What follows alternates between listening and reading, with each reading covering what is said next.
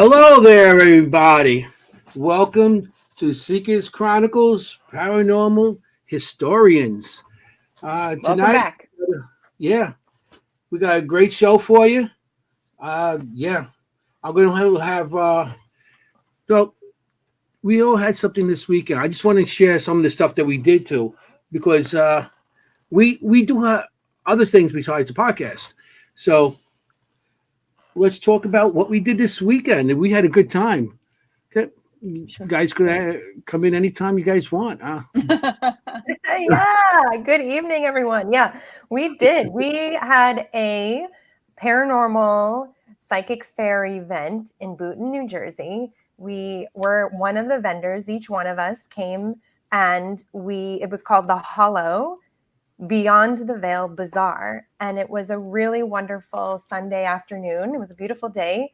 And it's at the Elks Lodge, 100-year-old building, that we were then able to do a seance together with Richard Michella in the lodge, like where they actually do all of their like rituals in the meeting. Yeah. Thank you. All that secret stuff that we got to go in and I know there was a book next to me that said rituals, but I didn't touch it. No, don't touch it.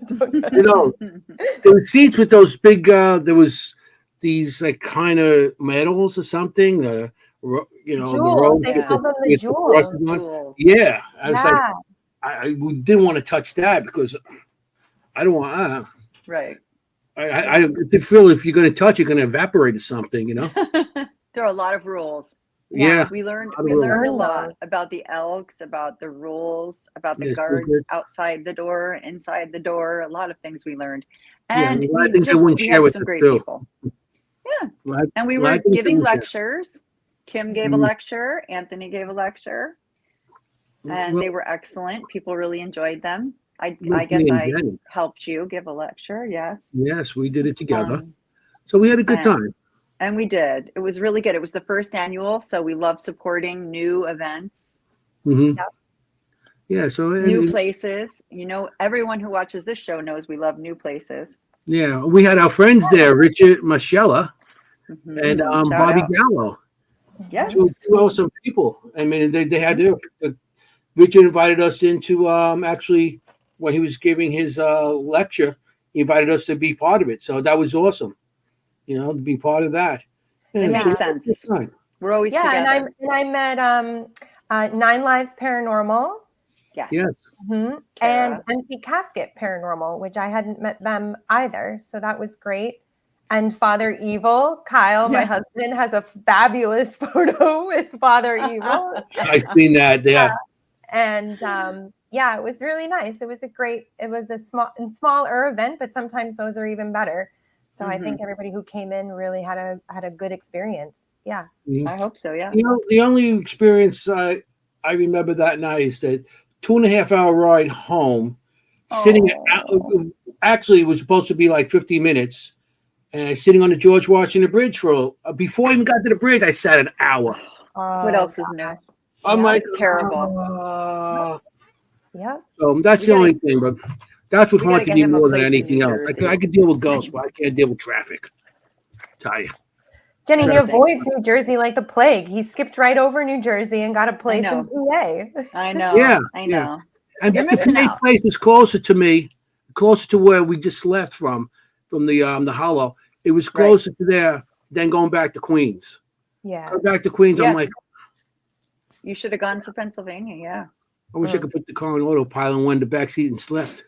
Cool. Soon, someday. Someday. So we have a fabulous guest tonight. We do. And I'm going to let Jenny. Absolutely. I would be honored to introduce Mr. Al Cooley to you. Can we bring him in? Let me put him in before you. Here, say hello. Here we go. Hey. There he is. Welcome. Hello, good. Anthony, Kimberly, and Jenny. Yeah. So good to see you again, Al. We speak, we write, and we message each other, but I haven't seen you in a while. Mm-hmm. So everyone, meet Al Cooley. Hello. I actually have a bio to read, even though I'm familiar with him. For everyone else, Al He's an author. Al is an author, a podcast host, and that's how I met him. I was fortunate enough to be on his podcast, and I'm so glad I was. We formed a bit of an online friendship after that, which is so nice. Al is also a musician, which is a cool thing. What do you play? That. Guitar. Guitar? I'm a drummer. You drummer? He's a drummer. Oh, drummer. A drummer. Percussionist. Hey, I play. Not just the kid. I play whatever you put in front of me. I'm just, like the. Oh, talented musician. I like to hit things. He's a drummer. I have to make fun of his accent at least once a show. There it is. We're done. Of course. Yeah. Anyway, just to be official, I will read his official biography, but Al Cooley has had an interest in the paranormal at the early age of 12, which we know, and we'll talk about later why that's significant. Growing up in a haunted house piqued his interest in the afterlife. This led to making a documentary in 1998 called Ghosts in the Valley. This led to his award-winning paranormal podcast with the same name. It is called Ghosts in the Valley. Al Cooley is also a songwriter and musician, and I have heard some of his work, opening for some of the biggest artists in the industry. His poems have been in numerous anthologies, and Spencer's Ghosts, which I am holding currently in my hand. I'm going to get that up there correctly. Spencer's Ghosts is Al Cooley's first book, a book based on a true story and over 50 years in the making. That right there is fascinating. Really showing my age now, aren't you? I know, he's only 25 and it's 50 years in the making. I don't understand that math, but we'll just gloss over it. Yeah, that's what's in. So you started young also. I started one Kindle. Oh, cool. I started investigating at the age of 13, but I started seeing things I was at about 3. So yeah, I know starting back then wasn't easy. No, it's not. I don't know what year you're born in, but 62. 62. Okay, so then back in the 60s, that you didn't have internet. So who did you go to? To talk? Nobody. Right. So there's nobody to talk to. I was like, and you had nobody to talk to, and you weren't allowed to talk to about it. I was in a Italian Catholic family. You don't talk. You don't talk, right? No. God forbid you mention that in church, You're going to go straight to hell. You mentioned that in church, Yeah. Yeah. So it's growing up 12 years old, I never believed in ghosts or spirits or any of that, But it's when you move into a house, like, if you're reading a book, that's, that first chapter, that opens up the whole thing, because that was my first experience. That was my first time, Right. So that's so strange that just suddenly like that, you pull up to a house and you see an apparition in the window, the ghost girl, as you call her, in the window. And to explain, his book is actually based on your true life experiences, correct? So correct, right. Well, there's a couple of things in there because it is a fiction book, but I would say 80% is 100% dead on. Even my wife, when she's reading a book, like, did this happen? Did that really happen?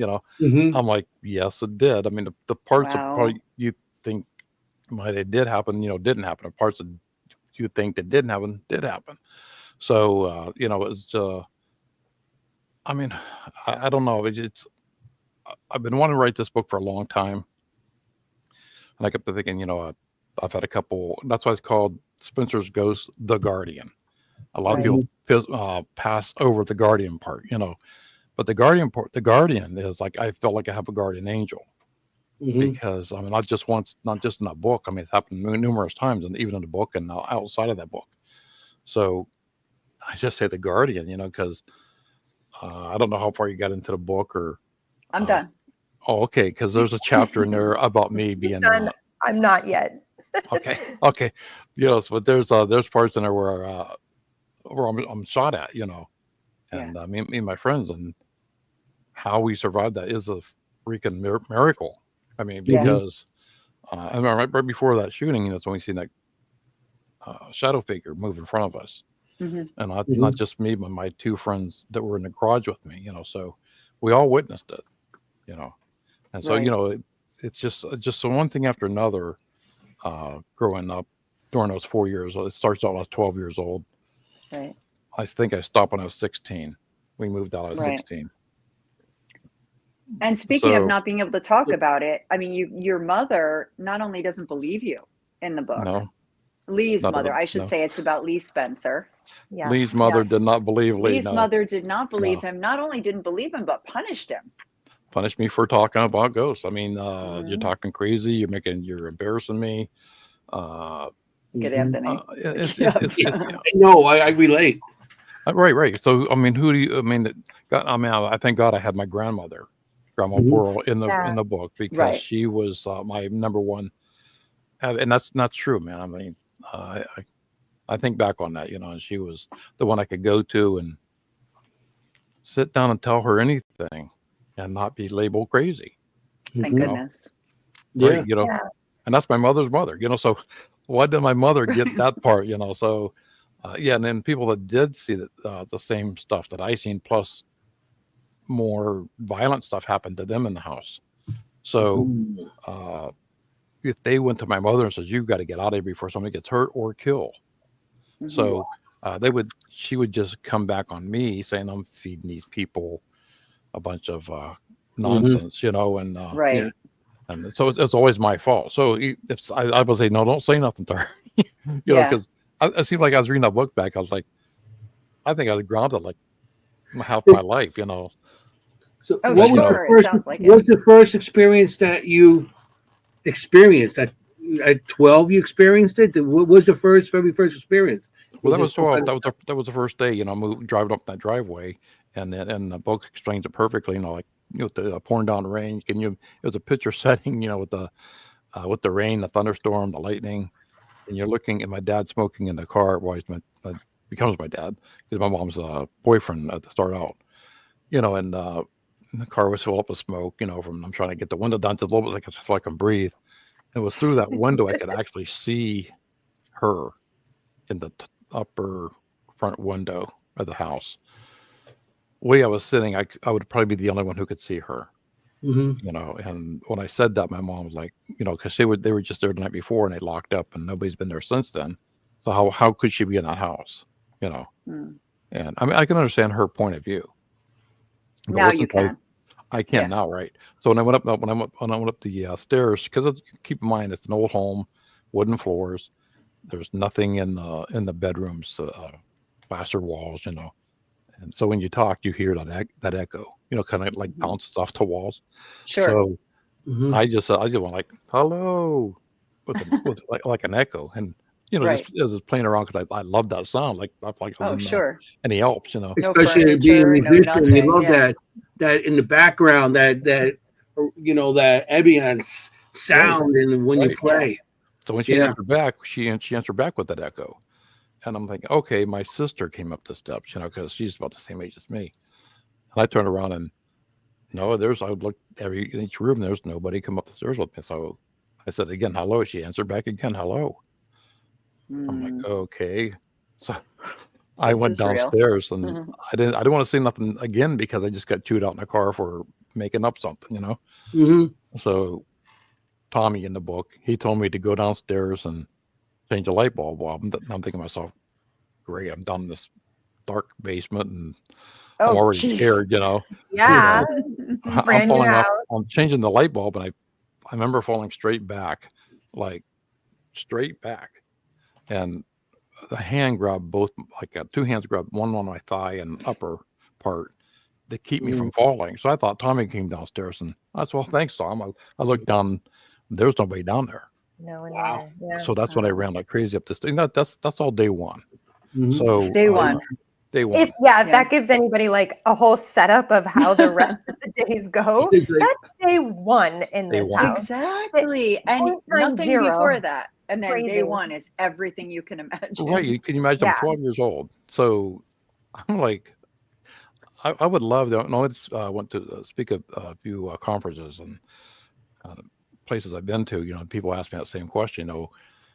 Didn't anybody, else see what you seen?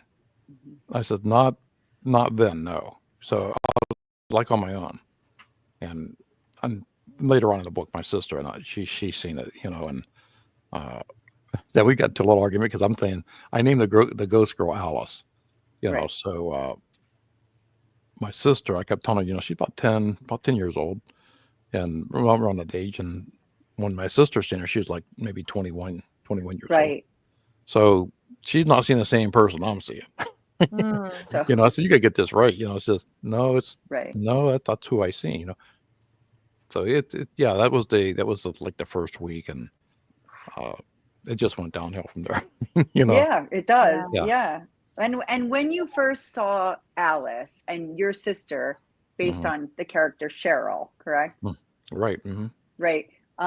She said, no, I see an older woman. Did you immediately think there's more than one ghost, or did you, at the time you didn't have the sophistication to say, oh, it could be the same person? Yeah, was no, it thinking- sounded like you were like, no, that's not my girl. That's not Right, the girl. exactly, right. Yeah. And I'm thinking you got this wrong. I wasn't thinking like there's more than one ghost. Okay. I'm that's only what I wanna thinking know. that she got this story wrong. She's not. Oh, okay. She didn't see who I seen. That's all I can get in my head. Okay. Now she's getting mad at me because, I'm not. I'm trying to tell her what she's seen, and she says, "No, that's not who I saw." Right. So the next day after that eventful, that was a really scary night. That first night with the pounding on the walls and the scratching on the walls and then there was a breathing in my ears, and then the footsteps up the steps. Like can you imagine like these footsteps going up a wooden stairs?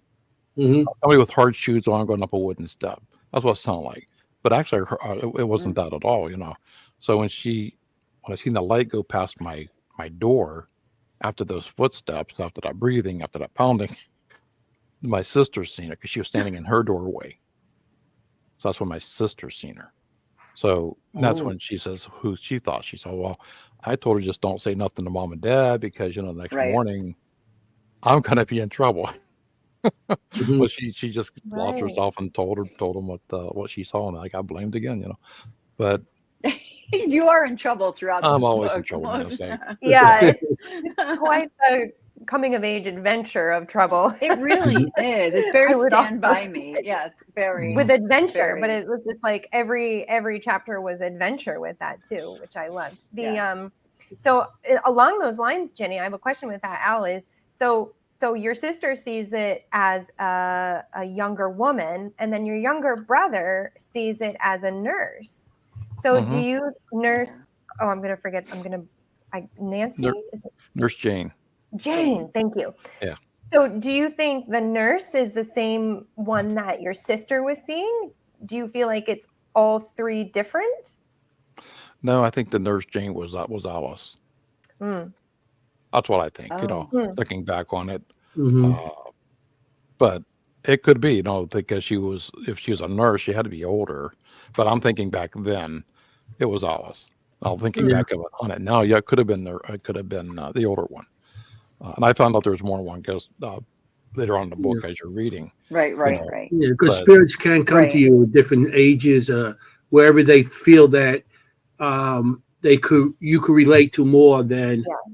Yeah, so they could come to you they could come to you as a little girl, or your sister as an older woman, or something that they could relate to, or you could relate to. That's how spirit usually is. Almost like a shape shifter. It's almost like they can become already, the spirit. And, wow. But they don't have a physical body. They could become anything. Right. Right. Yeah. Wow. But it was, just when I was writing a book, I'm thinking back. I'm trying to think back because this happened 57 years ago. So I'm thinking, but I can remember, like then some that I was laying in bed, and I dreamt of an event that happened in the house, and I remembered it. I forgot about that part. So I go back down to another chapter because I forgot that part. It was coming back to me. That's Not in bed. amazing. I can't Right. remember what I ate for breakfast. Like, I don't know how you did this. Right. It's so Mhm. detailed, and you remembered it in such detail. Yeah, I remember like the it's mashed potatoes. experience, Yeah, or the meatloaf experience and the like mashed that. potatoes and the peach slices. Yeah, I Yeah. know. And with the Cool and a Whip. Cool Whip. Like, And a The Cool Whip. Cool Whip. Yeah. We all had that. The peach like slices and I Cool know Whip with for me, dessert. because I draw my pictures. I draw.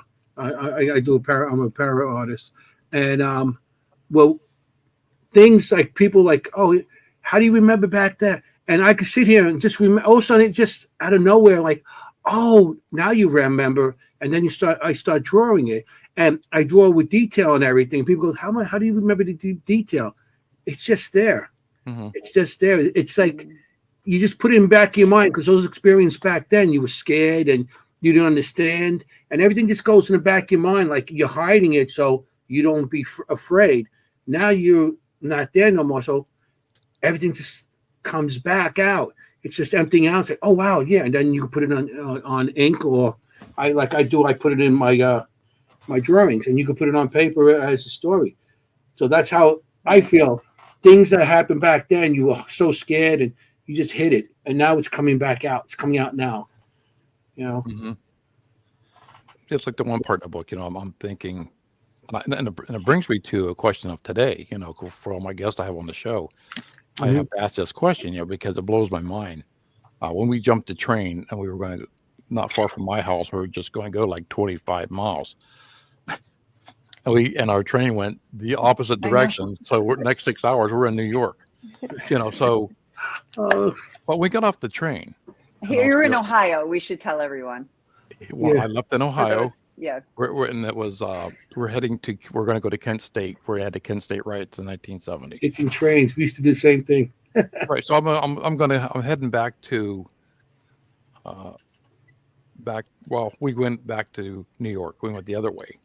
And when he jumped off the train, we come across Boxcar. What are you calling Boxcar? Boxcar Baxter, Billy Baxter. So he was an older guy, an older black guy, and I'm looking at him, and he looked like a train conductor, and long story short, after we went into the straight train station, the terminal, when we're getting chewed out because they think we're a bunch of thieves and stuff, and we're just some messed up kids that got on the wrong train, Yeah. But it's a great story. It was an adventure. Well, the lady was sitting at helping us out and waiting because the other kid's dad had come. Keep in mind, I had to drive some 6 hours to get from here to New York to pick us up. So somebody was very pissed. Well, he's really so this lady 6 hours to get angrier. Right. So she says, and they got mad at us. I kept bringing up Billy Baxter, Boxcar. And they says, what's up with this Boxcar? Because Boxcar died 30 years ago. Oh, wow. So when the lady brought out the picture of Boxcar was hanging on her wall, she said, is this the guy?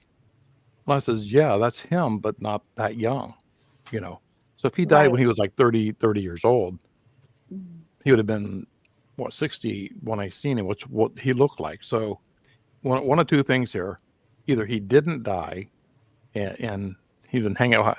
How's he hang out in a train yard for 30 years? I mean, he faked his own death. And nobody knows. And he has a family. He has a family, and I'm thinking, this is all of us, three guys that there were thinking, 3 kids thinking, that was the Boxcar that died. He looked just like him, only older. So my question, a lot of my guesses, do you think a ghost can age? Because usually when a ghost dies, if a person dies, yes, they're dying at that age, and that's how that spirit usually. And when you go do investigations, and you're looking for that person, like Lizzie Borden, you're looking for somebody at that same age. Oh, interesting. Yeah, what age he left off at. So how does he get old? Yeah. So as a medium, I definitely connect with people sometimes at the age they would be now, instead of the age that they've passed. These are like one-on-one mediumship sessions. I often find it with younger individuals. So people who have died younger, or even in their older, they can choose to do this. So it's their own like spirit choice, is they can choose to show up as an older age or younger. It's my experience, and many mediums have that experience as well.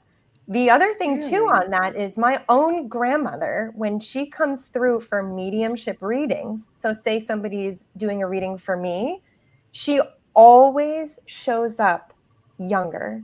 Always. And she picks this very specific age around the 1940s, 1950s, around the time of World War II. And she always shows herself in this. I think for her, it was just her glory time, really.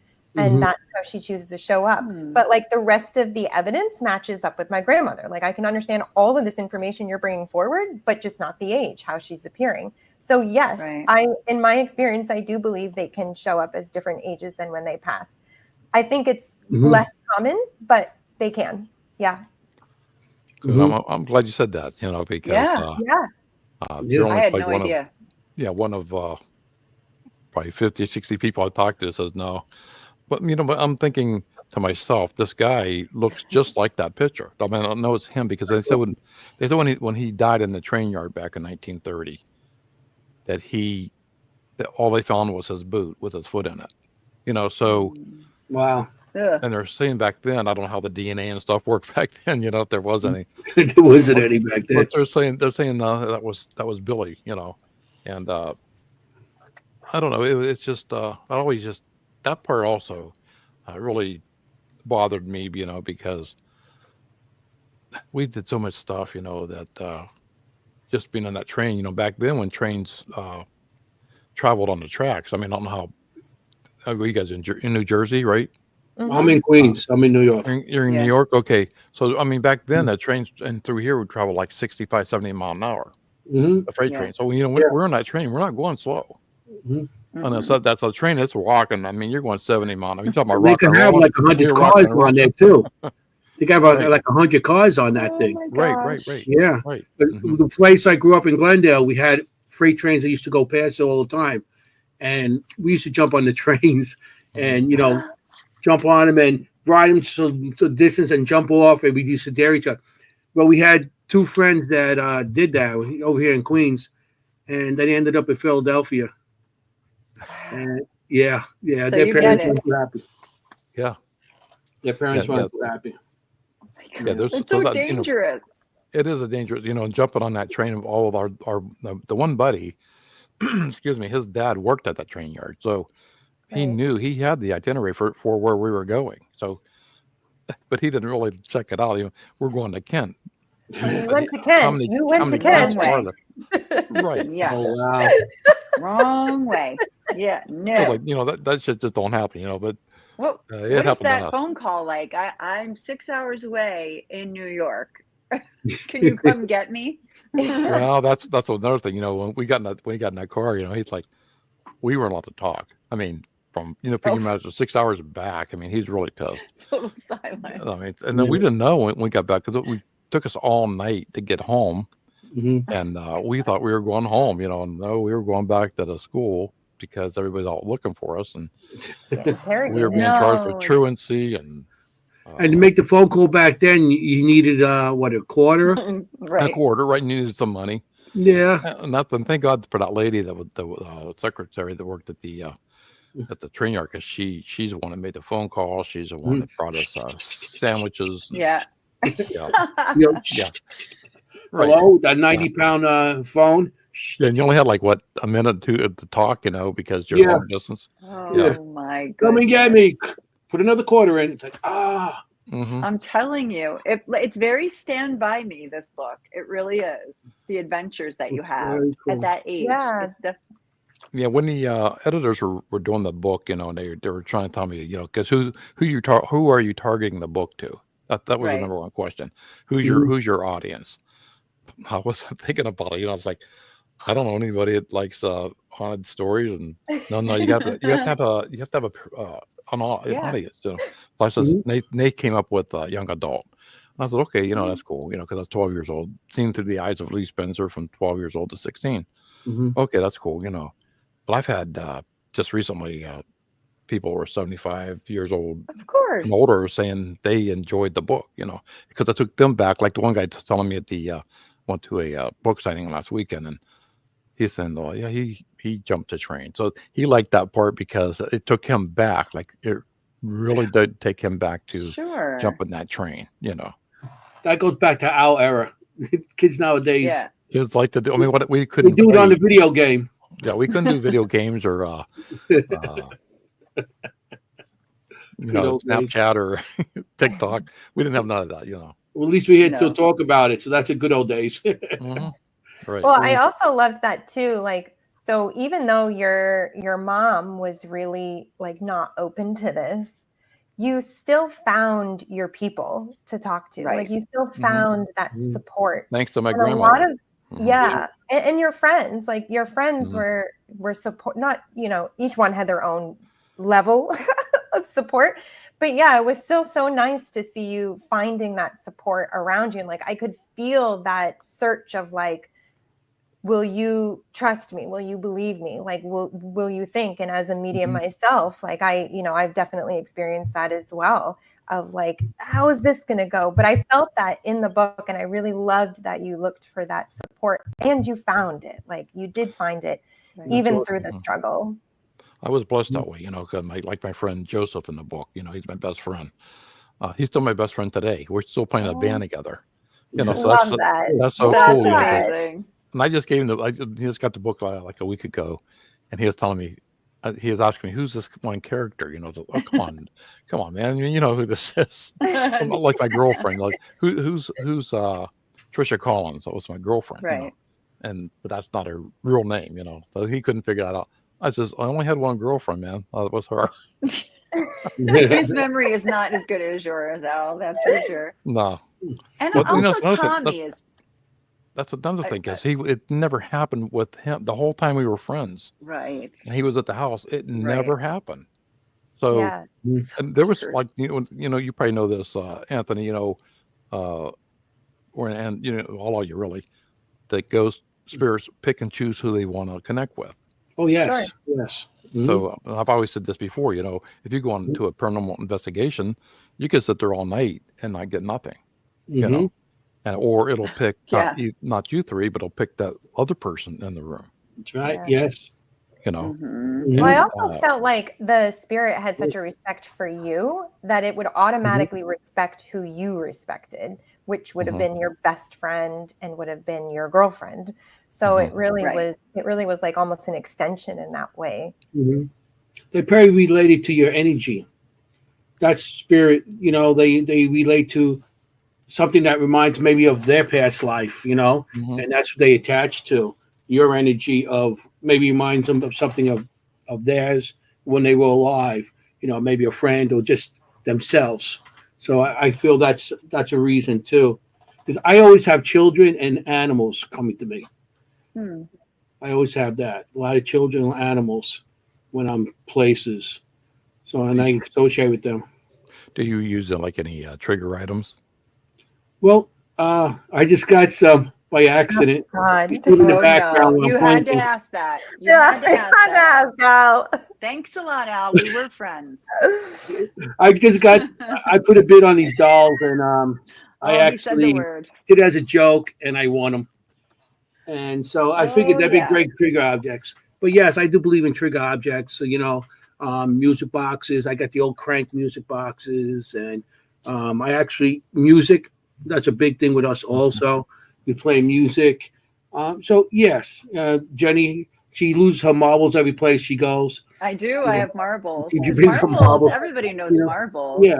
They go back. We do trigger objects. Yeah, marbles is one of the first things, Yeah. But that goes back so far too. That doesn't go back to like the 1700s. That's more like beginning of the end of the 18 to the beginning of the 1900s. So the three you were on one team. You're all on the same team. No, we just investigate together. We have in our area. There's some para-unity, so we just kind of investigate together. Yeah, three separate teams, but we're always together. Okay. Yeah. We're always together. Yeah, it's like every time we go on investigation, we're all there. Right. And Al, you investigate as well, yes? I have, yeah. I never had a team. I just went out either on my own, like even for my documentary I did. Yeah. You know, so I would go out on my own, and I was very basic. So it was like I didn't. I had an audio recorder, Perfect. and then I had an infrared camera. So and that basically was all I had. You know, but most all my contacts came physically, so my body was the biggest tool. Yeah. You know, and probably Kimberly, you can probably Perfect. understand because being a medium is how you can connect with your gift.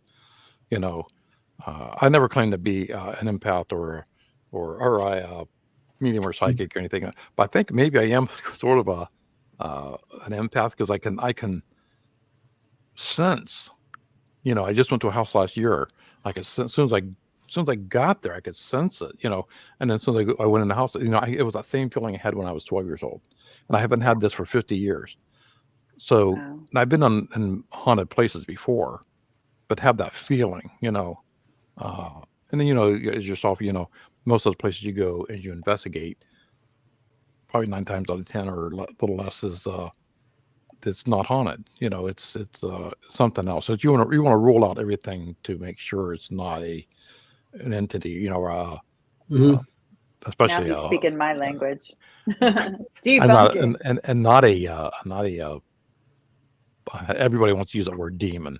You know, and it's just really it's either a pissed off spirit or ornery or just you know misunderstood, very misunderstood. Mm-hmm.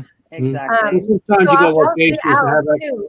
I definitely experience the physical stuff, and one thing, I don't know if you've done this too, as you begin to kind of explore how you're beginning to experience this, is I always carry an EMF millimeter with me every time I walk around a location. And sure, it's to look to see, but I actually use it for myself. So if I start to feel something on my body, a response, a tingle, pain, coolness, whatever, I'll bring my millimeter over, and it's really just for me. Well, it's not really just for me. It is evidence, but it's helped me a ton tuning into how my body responds when I'm moving through the energy shifts. And that's really, you see me always carrying it around, and it's really just to confirm. Yeah. So I don't know if you've tried that as you're exploring how you're experiencing it. Yeah, I've done that with Kim. I've done that with a psychic with the my thermal camera. And it was weird because when she felt something coming, she was red, and she felt something coming. You could actually see the blue coming over and going around her, and she was reading the person, and I was at one of the Paracoms upstate, and I was sitting there at my table, and I just aimed it at her what she was reading, and it was like weird how the woman that she was reading in front of her, a blue came up over and went over the psychic, and the psychic started telling her stuff. And I thought that was the coolest thing. And I did have a video of it, but I don't have it no more because that was so long ago. Everything was on the yellow V8 tape, or the V8. My goodness. Yeah. The Super 8s and stuff like that. That's how long ago it was. Yeah, and that's when I did my documentary. I had the VHS tapes, and it was digital tape was just now coming in the market. So yeah, I had two digital cameras and an old VHS camera. Actually, it was the VHS camera that did the most work because the analog was getting better picture than the digital. Yes. You know, and I mean it's. I got a cabinet so much better equipment today, though. My cabinet back there is full of old tapes. I got the Super 8s, and then I got the smaller ones, the smaller 8s. Kim's like, what? I got a question for Kim, though. I'm much older than you think I am. I know what VHSs are. I didn't experience. Do you know what 8-track are? Do you know what 8-track tapes? And I know what the rotary phone is, so I know how to use that. Okay. I am older than I look. With the neck, you see that? You're like, The ears go. I know. But no, I never got to use the 8-track. So when you go into an investigation, Kim, do you like to know the history before you get there, or do you want to go and open like a clean slate? clean. I prefer to go in like a clean slate, which is it's hard to do, because you're walking into a building and you can already see a lot. So is it a really clean slate? Not fully, but I try not to read any signs. I try not to know any information about the location, which is kind of a shame because everybody gets the awesome history tour right when they walk into the building. And I really want to go on the really cool history tour, but I don't want to because I want to try and give myself the most, non-biased reading. And then I try and go on the history tour after, or do all my history reading after. Yeah. Yeah. Right. Even like the pictures you sent, we gave to her, but she didn't know what the pictures were from and everything. We let her read it, and then we'll make information on it, whatever. Right.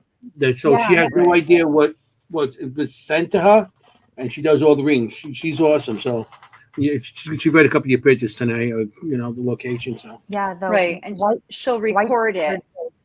Right, exactly. So she'll record her reading, and then we'll tell her what's going on, who's the guest, and what it's about. So it's recorded. Just goes to the location and finds out where you go. Kind of fun. Enough, Al. My first paranormal experience, I don't know why I'm doing the pen, but for my first paranormal experience, right? Like, get this out of here. Al. Yeah. Well, I resonated so much with this book. Why? Because my first paranormal experience was in a house, obviously, but I repeatedly had these paranormal experiences in this person's house, and nobody in the family believed me. Everybody knew I was having these experiences, night terrors, footsteps, and I've never had any experiences before that until I got to this house. And it was my experience in this house that actually opened up my subsequent mediumship psychic abilities. So I didn't know if your connection has continued, or if you really feel like it was just your connection to that house. I don't know. It's like, is it the connection to the house? Is it connection to the ground? Because, even to this day, even though the house is no longer there, and I'm only like 15 miles away. So if I travel past that area, which I have recently, I still get the chills. I mean, because it's so there, and I've had a medium there to go there, and she senses something there, so a spirit there, but she can't say who it is, or but she senses something there. Now, I just did a investigation last year. I went to a person's house who wanted to be on my show, but he didn't want to do any like the Zoom or anything. He wanted me there to do it in person, and he wanted me to see his house. I said, okay, cool. That house was extremely haunted. But my thinking was, and I think I said this before in a couple of the shows, that they set this house down on burial grounds. So, because the house was built in like the late 1700s. So they moved this house with a team of horses on a bunch of logs up to the location it was at. They put it in like the early 1800s. So when he was plowing his garden in his field, he came up with a bunch of Indian artifacts. Wow. So my thinking is that they placed this house on burial grounds because he came up with all this stuff, and he sees like a skinwalker type of thing running at certain nights, run down the tree line. Well, while I was there, I haven't had that feeling, honestly, and I've had a few when I did my documentary, but this was really disturbing. I had to go outside because I got nauseated. My cell phone cracked in 4 even spots with everything turned upside down. I seen a shadow figure there, and I haven't seen one in 50 years. So it was kind of, and I do a protection prayer when I leave, when I enter, and then before I leave. That's just my thing, So yes. Yeah, I don't know about that, about the house. The house burnt down. I'm doing research right now for my other book I'm going to do. So I want to get more history on the house, like who was in this house. Because when we left there, the landlord told my parents that there was a young girl that died in the house. Yeah. Which my mother thinks this guy's totally crazy. She still doesn't believe. Right. So Right. so Oh, that's funny. She still doesn't. No, she when she died, she still was a non-believer. I just Wow. but that's okay. I've always said this. For people who don't believe in spirits or ghosts or UFOs or Bigfoot, and they don't believe in anything, and that's fine. That's my thinking. I'm not telling you like it's some person asked me last week, is there any blood and guts and gory stuff in your book? I says, no. Well, If you're looking for that, you got to go get There's something blood. else. Yeah. There are injuries. Yeah. No, was none of that. But my thinking is, if you've never experienced anything like cancer or Alzheimer's or in your family, Right. you really don't know. I mean, you listen to somebody, okay, yeah, that's too bad, but when you experience that, Yeah. so when you experience a ghost, when you experience a haunting, it changes you, man. It's It changes you. Absolutely. and I say, God bless you. If you haven't had any of this stuff before, God bless you, because I applaud you, really, I do. Because I didn't ask for this. When we moved out of the house, I never asked to live into a haunted house. Right. I think that really, when you say it piqued my interest, yeah, because I went on further on, I made a documentary, had my own video company, and started writing a book, and my podcast, was based on paranormal. So, Yeah. but I stepped outside just spirits and ghosts. So, so I'm now learning myself on UFOs and Bigfoot and the Fae and doppelgangers and anything paranormal. Yes. So and when people come on my show, I don't label them as crazy or that didn't. I'm taking your word for it that this happened to you. And only if you're telling the truth or not. I can't say you're lying. Right. If I did scratch my head on a couple of them. But I'm not saying it didn't happen, but or they see something differently than the way I look at it. Like my first guest on, he hit me with, and I one simple question I asked him: do you feel you can move a spirit on? Mm-hmm. Of course, no. I mean, and he's like, moving on to where? I wasn't prepared for that. And there's only one place to go. It's just heaven or hell. Right. And he says, but there is no heaven or hell. Who says? Right. Because he's an atheist, and his whole team is a Gnostic. So I'm thinking, I wasn't prepared for that. So whom am I to say that I'm right? Sure. Yeah. So I mean, because if you're gonna, I feel that I'm getting more experience on listening to my other guests and everybody's coming on. You're moving a spirit on, but where are you moving on to? Right. His thinking is you're killing the spirit. There's a spirit there. So if you're gonna bring somebody in, as you put it, move the spirit on, you're actually killing the spirit. Oh, interesting. So who gives you right? Who gives you the right to do that? Right. Yeah. Right. Yeah. And I'm like, and Al asked me that question. I was on Al's podcast and he asked me that question. He put me on the spot. He said, and I said, is that my job? I did. I said, is that really our job? Right. But really, I mean, that somebody asked you that question. Yeah, I was literally asked that on Sunday at our event, at our expo. Really? I was literally asked that exact question. Really? And I've been asked that before because I can see spirit at location. That's what I, that's what I love to do. And so my personal thought about this is that it is not their whole soul essence that is at a location. So I do believe every single person, animal, whatever, does pass on. I do not believe that their whole essence is stuck somewhere. But what I do feel happens in some cases is that like a portion of their experience is still there. It's hard to explain, but it's like a portion of their soul essence is still there for whatever reason, whether they're very attached to the location, whether they died in the location, whether they built the house and they love it and they don't want to leave. Like there's so many different reasons that a portion of their experience is still there. Now, do I believe you can pass spirits on? Yes, I do believe you can. I'm in the camp of, for me, I don't feel called to do it.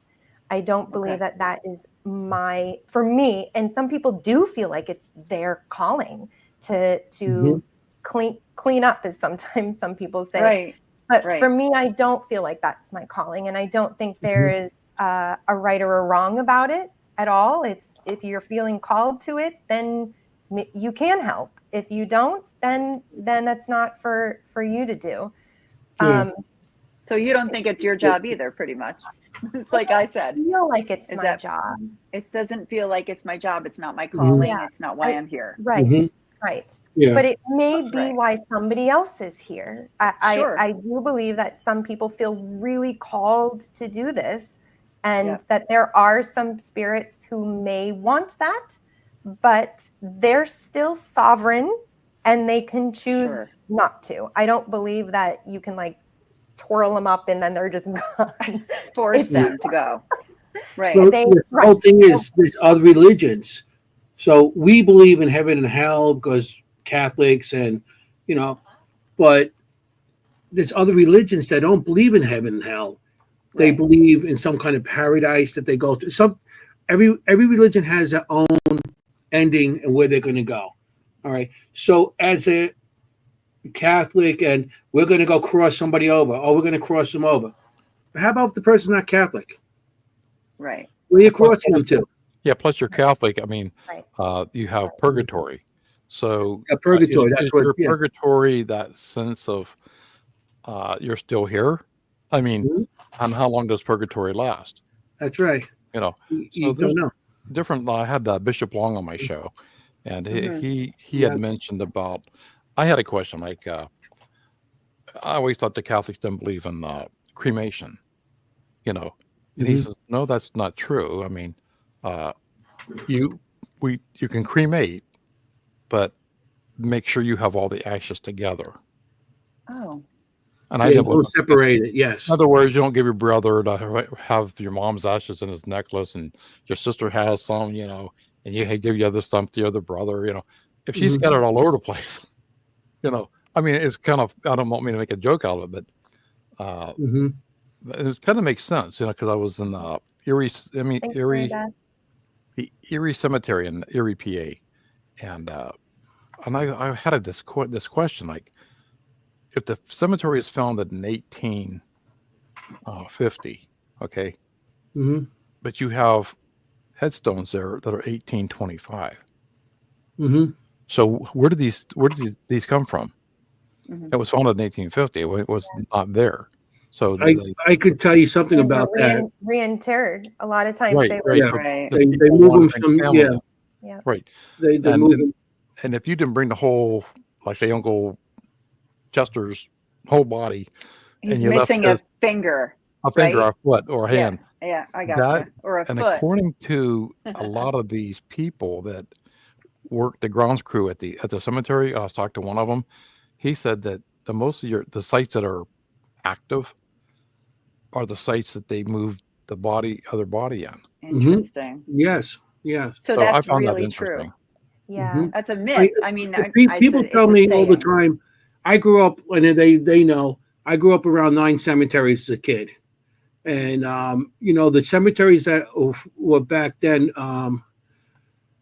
were built because in Manhattan, they made a law that they had to exhume all these bodies and put them somewhere else because they couldn't have them in their backyards no more, and the only ones could have them were the churchyards. So, all these bodies were exhumed. So this activity, and as they brought it over back in the 1800s, they brought them on from Manhattan. They had to bring them wagon and carriage. So all the bodies are bouncing around on the wagons, being horse and carriage, and then they had to put them on boats to send them over to Queens, and then they had them horse and carriage again and get to. So by the time it got there, it was wooden bones scattered all over these carriages. So they used to make mass graves and just take the tombstones and put them there. This cemetery right by my house is like that, and they used to put the tombstones there, and now you got a pile of bones that are buried, and then you got all these tombstones all over. So I find cemeteries active. I like I said, I grew up in them. I used to see spirits in them all the time. And I have a lot of people say, well, that's where the body rests. They're not even with the body no more. Nah. I find that, a lot of these churches, like these old churches, that, you can bury the body on the church grounds. I found those to be kind of active because, if you have a person that's buried in, say they want to be buried up underneath a maple tree, well, then somebody that's a prominent member of that church got the money, and there's they're like this high up in the church, well, they want to be buried there. So I found that sometimes they either put the body on top of the other body because, if they're so long, they're finding out now statistically, a lot of your family members don't go to the cemetery after 20 years. So and now it's even less. Even just checked it this morning. It's like more like 10 to 15 years. So a lot of these cemeteries that they just let you see that's overgrown. There's nobody's been there. Nobody's visiting. So in Germany, they're doing stuff now where they lease the ground. They lease the spot. They lease it. So they can move it. I mean, if nobody's gonna be coming there, I mean, you're gonna be put on top of that person. Not recommended. Right. I found out that I take that stuff serious. I mean, I do. The more I've been investigating this stuff, and especially these old churches that have the grave, they call it a graveyard on the church property. And like my family in Alabama, the Coolies in Alabama, they got spots up on, how they buried their family on, if you got 200 acres, 100, you're buried up yonder past that hill, and I remember as a kid, seeing that, going up and seeing my grandfather's cemetery, graveyard, and I'm like, there was no, I mean, you didn't get buried in a public cemetery, so it was either you're buried at the church, you're buried at home. I'm sure they had little graveyards for, if you want to go in there, but it usually costs you money. You can bury yourself, you bury somebody else right on the family yard, and back then things were well, different. A little different, right? A lot different. A lot less laws with resuming, with burying bodies and stuff like that, and movement of bodies, and so a lot of different laws now with moving bodies. It's easy. That's why today a lot of people getting cremated because it's easier to, get cremated and put on a shelf somewhere. I went to one last year. Was a green burial, and I'd never seen that before. So that was different for me. So you're going back like the way the Amish bury. Just in a cotton shroud or nothing, or a pine box, something that, and I like the green burial sites because you're giving back to the earth, Right. Sure. And I think the Indians had it right all along, I was just waiting to bring them in. I was too. Exactly. Well, cemeteries and burials have been a ritual and a sacred space for thousands of years. And though that kind of tradition and association with an event or the space and the land, and that kind of memory train with all of that is very powerful. And it's not really recognized as in that way all the time. But we were bringing up that this person's house was could have been on a burial site. And yes, I do experience that these burial places where people have been buried tend to have fairly intense energy. And it's not energy that you can just go in and just do a sage or any kind of prayer. I mean, they're with that land. So you remove the house, it doesn't matter. It's still there. I do find that burial places are very powerful. And Anthony, to what you were saying about like how you find cemeteries very active, I also find it's because, again, it's an anchor point, right? So their experience of their body, and some people have stronger connections to their bodies than others. And those people, those spirits may be more likely to be in the cemeteries than others. Some have less connection. So I agree on both of that. Absolutely. Al, where is the home? How, if you can say, how far away from you would that home be, or how close would it be to like in Newton, where we're going to talk about? I'm in Newton Falls, Right. and the house was in Warren. Warren is right next to Newton Falls, so it's probably 10 miles, maybe 10 to 15 miles. Because I looked into the area a little bit in the history, because this is a history podcast. So I looked at a lot into the history of your area. And I know that I learned that there were 5 or 6 Native American Indian camps in the area, right? Oh, wow. Yes, and the trails, I guess, they used to go to the salt springs. Do I have that right? Salt Springs Road and Salt Springs. Yeah, right. Right. So there were salt springs. I guess they used trails to go there, but there were 5 or 6, Native American camps in the area in the early 1800s. There was. So it very well could be. And I was just going to get to that. My book, when I was researching it, the City Hall, a member of the City Hall told me, excuse me, that my house, that house we're talking about, was built on Indian burial grounds. So that whole area. If it is an Indian burial grounds, it's some type of burial ground, because we're also known for very active in the Underground Railroad. Now, last week when I was doing my book signing, we had a ghost walk in Warren. And how ironic is this? I mean, I'm at the ghost walk, where I'm sitting at the First Presbyterian Church. Right across the street is the log cabin that's in my book. Across that is the courthouse, right? If I'm looking straight to where I'm sitting, I'm looking at the embankment that we went down to the river. So behind the log cabin. Now at that Presbyterian church, and a lot of people don't even know this, they lived in that city for their whole life. There's a tunnel that goes from that church underground to the river. Oh wow! And that's how they moved the slaves back in the 1800s. And there was a lot of death in that area. So up the road a little bit, you could probably, I took one picture, it's a house with a kind of a yellow house next to it. It's not in the picture, but that's the City Hall. The City Hall was very, very active. All that land between there and the river is very active. You go up maybe 200 yards further up the road, there's a American Red Cross. Behind that is the Pioneer Cemetery. Now, to this day, the people that put on the Trumbull County Historical Society put the Ghost Walk on. They partnered up with Youngstown State University, and they're now unearthing headstones and bodies in that cemetery that have been lost for all these years. Wow.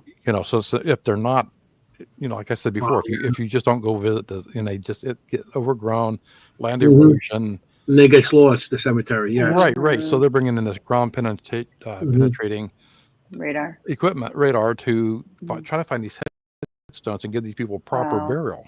That just blew my mind last weekend. I'm sitting there, I got a little bit teary-eyed. What's the setting of your book, Al? This is it.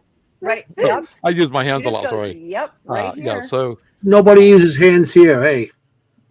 Oh. No. Hey. None of us uses hands. I mean, literally, you can just point. What's your setting of your book? Well, that and this, and that's so cool. Right. And I was looking at. I'm talking about the book, and she says, "What log cabin are you talking about?" And I says, "That one." That one That's there. so cool. But that log cabin's not the same log cabin from 19. As a matter of fact, that one. But they rebuilt the log cabin. Yeah. You said a river about 15 times in your what you just said, and I really can't overlook water as such a thing that people think is a conduit, for spirit energy and things like that. How do you feel about that? Do you feel like and we're going to talk about bridges, so it's a little bit of a segue. I believe, well, let's get back to when I was a little boy, and we went on a vacation, and I think I might have told you this story before, Jenny, whereas there was we came across a little encampment, and they had stores, and they were selling trinkets and all. I remember I was like 8 years old. Mm-hmm. And this old Indian is sitting on the front porch, and I kept watching him taking a spoon and just dropping his coffee into this tin mug. Yes. And I'm like, what are you doing, man? He says, I'm getting the evil spirits out of the coffee. Every living thing has a spirit, you know. Wow. Wait. And I do that to this day. I take my, I'm not getting my wife doing it. So he takes a spoon and takes it out, says, I got the evil spirits out of my coffee. Right. So it's like, he says, like, you know, the trees, the plants, the grass, the water. It's all energy. It's all spirit. It's all you know, and I think that's getting back to, you know, getting it right with the Indians is that's where we separate like spirituality from Christianity. You know, who's to say that my God's not the same as your God if you're a Muslim? I mean, who's to say that we don't have the same God, that we don't serve the same purpose? You know what I'm saying? So that really played something on me as a little kid, and then before I retired a few years ago, this old gentleman I work with, I was going through the shop and he was doing that with his coffee cup, you know, taking us and doing it. I says, I know what you're doing. He says, oh, no way. And he must have been shocked that you knew. Here he says that you're getting the evil spirits out of your. He says, who told you that? You know, some old Indian. I'm gonna have to do that. Al, I'm gonna have to do that. You send us some pictures of the, some pictures of a drawbridge. I mean, covered bridge, right? The covered bridge. You want us to tell the story about this? I know that you wanted to give us a location. Is this one of the locations that you have a lot of experience at, or let's start showing the pictures? Let's go back to I don't know if I sent a picture of the one in Hermitage, Pennsylvania. You sent two pictures, two different ones. We have this one. There's two different covered bridges. There's two different bridges. That's the same bridge. That's the same bridge as the picture I sent you. Okay, because I don't know which bridge is which. Just show us. I'm sure Al can tell us. Okay, this is the I got the first thing. That's the marker for the covered bridge. Okay, this is that's the covered bridge. That's from the marker. That was built in 1831. That's in my town, Newton Falls, that I live in now. Right. Okay, so that's what you sent me. Yeah. Okay. Very good. Okay. Oh, good. Yeah. That's the one you sent Kim that she didn't know what that was about. Yeah. Okay. There's another angle. Yeah, another angle, right. Right. And here's another angle. Right. Right. That I didn't get. I didn't get this picture. I got just the other two. No, I didn't want to send you the sign. Very good. Yeah, that would have given me way too much. Yeah. Is this a different one? That's the same bridge. Same bridge. One. Yeah. Okay. That's just at the other end of the bridge. It's beautiful. Okay. Because I actually seen something on this bridge in this picture, and I drew it, but I didn't get a chance to send it in. So let me get this off. I seen a man, like a 20s, walking a little black dog. I don't know how he had a cowboy hat on. He has like muscular arms and cut off sleeves and stuff. So I don't know. I never heard a story. I never heard a story about the little boy. Okay. But I know there's so many stories coming off. Keep in mind that bridge is 1831. So this guy looks more modern to me. He's walking a dog with a leash and everything, and So like I said, I don't know anything about that. I seen it in that one picture. This picture here. He was like walking across the bridge, and he was that's like, that's a one-lane bridge, yeah. So of course, not the honker horn coming through the other side, yeah. Okay. So I looked up a lot about the bridge. It's the second oldest covered bridge in the state, and the only one with a covered crosswalk like that. You see off to the left side there, that covered. It's 117 feet long, and it's a town lattice truss style. Right. And I guess there was a bridge there before, but they replaced it with this bridge, right? And in 1974, it was added to the National Register of Historic Places. Correct. That's interesting. What's the stories with this bridge? Now, did you want to say what you thought it was, Kimberly, before? Oh yes, Kim. Oh yeah, maybe She has her reading. Let me give you her reading. We like to do the reading about first.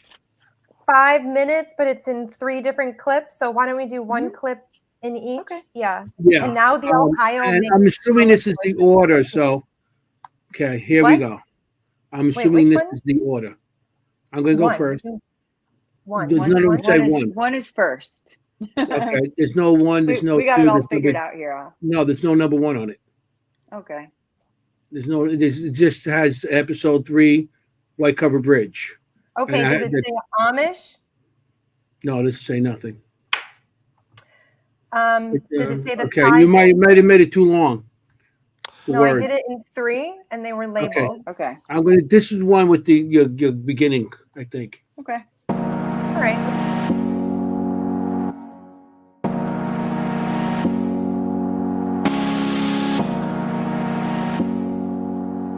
Okay, so we're doing another pre-reading here of a new location for this episode.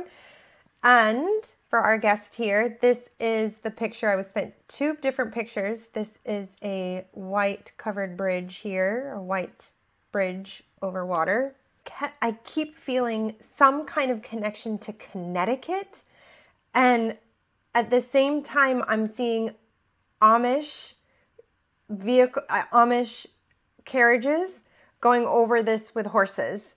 I don't know. There is a connection to Connecticut. I don't know what it is, but I'm also placing this in an area where there would be farming and the Amish.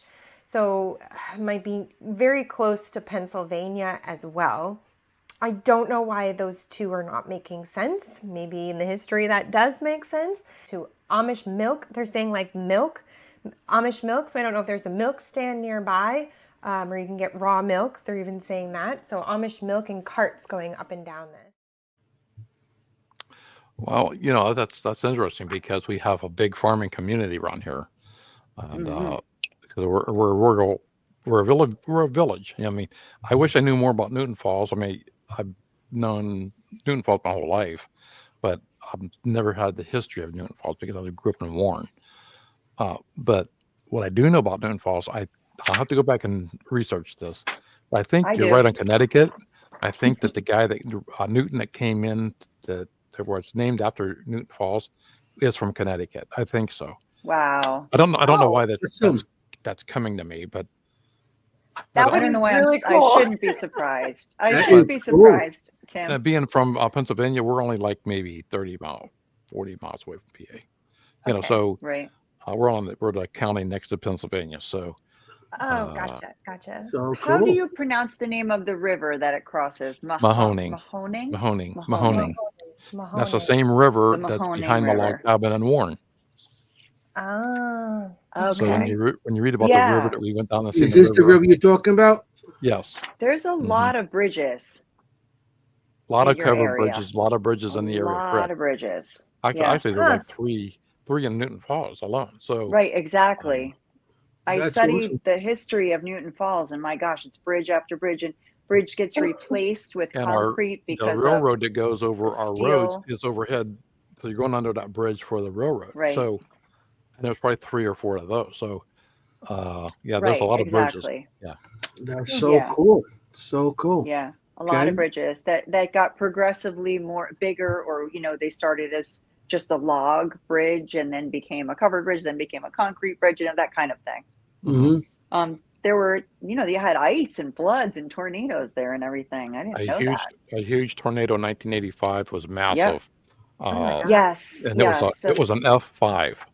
So that's the biggest you can have. And I think there's top wind speed around 300 miles an hour.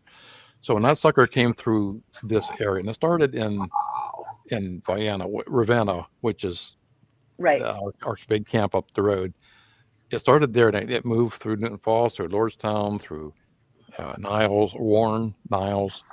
Not Warren. It hit Lordstown, then Niles, and back at that in '85, my wife was working at the mall in Niles. So My neighbor came out and he knocked on the door and says, "Doesn't your wife work at Sears at the mall?" And I said, "Yeah." I just heard that the tornado leveled the mall. And I had my little kids with me. It's just a lump in my throat. I probably was stupid, and probably wouldn't win Father of the Year. But I put my kids in the car, and we headed to Niles to make sure she was okay. Well, the tornado went through like maybe half a mile up the road and bypassed the mall, but they didn't have any power. It was devastating. We had like maybe 10 deaths in that area alone. It was massive, and it's just amazing that tornado did not take out the covered bridge. But it did need to be repaired. I found it had to be repaired. It took off the roof, the sidewalk, the roof of the main roof. But and they covered it with metal. But they covered it with metal, and there was bowling balls all around the town because we had a bowling alley. So can you imagine a bowling ball as a projectile at a 300-mile-an-hour winds? So it's like a cannonball. Oh, right. Mm-hmm. Oh my! So God. that was a massive. Terrifying. We lost half. Sorry, I brought it up. Newton Falls is really awful. very fortunate. Well, it's part of the history. It's a very significant part of the town history. And our zip code is 44444. No. Stop it. It's called the town was zip. It isn't. When I went to do my change my numbers. Spectrum from Warren to Newton Falls, and I told the guy, he's like, "What's your zip?" I was telling him. He put me on hold so he could check to see if there's any other places in the United States with the same numbers or straight numbers. There's none. Wow. So I thought that was pretty cool. Somebody who did that cool. gave you that number stutters. Oh, don't be mean. It could be. I'm not being mean. I'm just, I'm not trying to insult anybody. If anybody gets offended in the audience, I'm sorry. That's, now getting to the story on that covered bridge, though, the one I was told the most of was, as a matter of fact, I had a podcast an episode released today, and it's on the covered bridge. Yes. So, what do you call it? Crybaby Bridge. Crybaby Bridge, because now my friend just told me this the other day. Coming up. Okay. Yeah. Yes, so you could hear the baby, after midnight or usually after dark, So I went there just past Sunday, and on the recording on today's episode, you can actually hear the thunder and the rain. The hail was hitting that metal roof above me. Right. It was spinning them all sideways. I was getting pelted, so I got to get, and I had my wireless mic tied to a string, going down about 20, 30 feet, so I could have it above the water. And see if I could hear anything down below. And it was so loud with the birds and the rain that I couldn't really hear anything. But I've been there before, like 2 or 3 times before during the evening, closer to sunset, and I didn't hear anything then either. Now I've had 2 friends of mine both of them told me, one heard the baby, and the other heard the lady, because he was kayaking the river, and he heard that lady screaming out, "Save my baby." So, so I take both their words, because of course, that's terrifying. That's awful. Mm-hmm. Now, is that a common Amish story? I don't know where I'm getting this from, but I feel like that's a common Amish haunting. And that's Crybaby. Well, there's crybaby bridges everywhere. I've heard this before. There's crybaby bridges. Almost every town has a crybaby bridge. I've been finding more and more people. You guys got one in Jersey. Do we? You know that? Yeah, on Clinton Road. It's the bridge there that had the baby. Yes, that's right. Yes, we do. Right, I forgot. Supposedly, this young lady, she threw the baby into the river because she was an unwed mother, and then she had second thoughts after she threw the baby in the river, and then she dove into the river, and she dove into the river, and then she dried up. That Mahoning River is not very deep, but it's got a very swift undercurrent. Yeah. Right. Well, baby doesn't have a chance. So.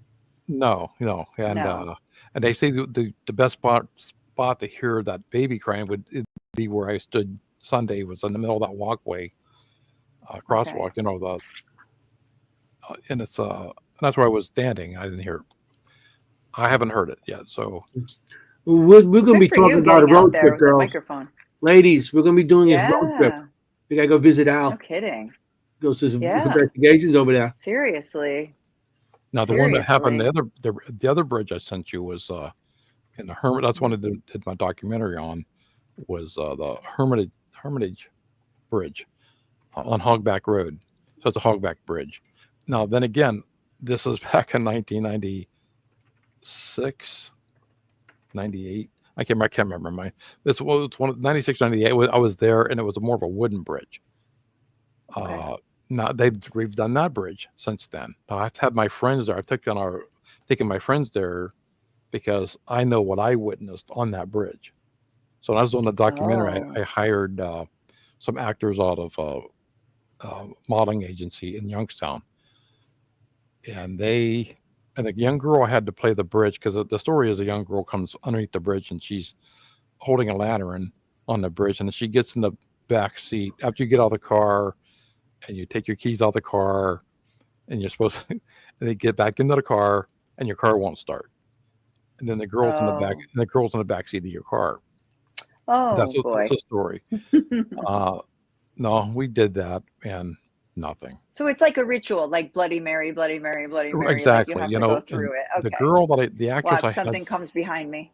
Right. The actress I got to play the ghost that comes up, she knew the area better than I did. She knew the story. She knew the history. So the legend, so she says, I'm not doing this unless you put me a bodyguard under the bridge. Well, I said, okay, so my buddy who's like, she wasn't taking any chances. None at all. So my buddy was like, he's like 6'8", 300 some pounds. And he's, I'll go in there, I'll do it, So my main actor didn't show up. And then my other lighting guy didn't show up, and the makeup girl didn't show up. So all these people didn't show up. So I told the actress, I said, we can cancel this and do this another day. She says, no, I'm here. I got my courage up. Let's do this.